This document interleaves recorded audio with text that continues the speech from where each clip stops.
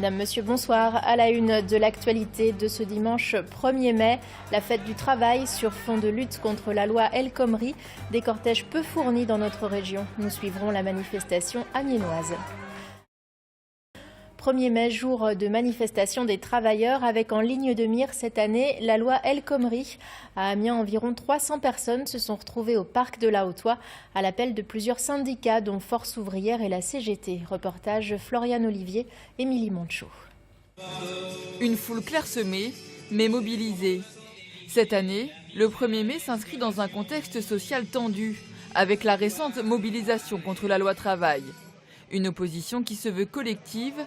Pour la première fois depuis 2009, la CGT et Force ouvrière sont rassemblées pour la fête du travail. Cette unité qui, depuis les premières mobilisations, est réalisée avec une intersyndicale CGT, Force ouvrière, FSU, Sud et les organisations de jeunesse, UNEF, UNEL, Fidèle, qui restent centrées sur le mot d'ordre de retrait de la loi travail. C'est véritablement ce qui nous réunit.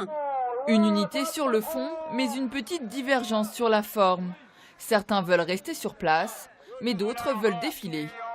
Ce qui est important, c'est que c'est déjà une tradition du 1er mai. Il faut être vu sur la place publique et rester sur place. Bon, il y a un côté démoralisant. Donc la combativité fait qu'on a besoin d'être vu, d'entendre les slogans, même si on est un dimanche.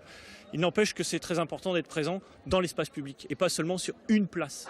Une centaine de militants quittent donc le parc de la Haute-Oie pour se rendre jusqu'à la mairie d'Amiens.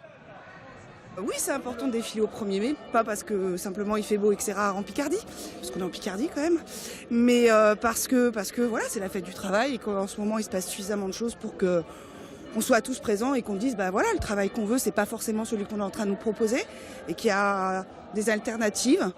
La loi travail sera examinée à l'Assemblée nationale à partir de mardi prochain. Les organisations syndicales ont déjà fait savoir que d'autres journées d'action seraient à prévoir.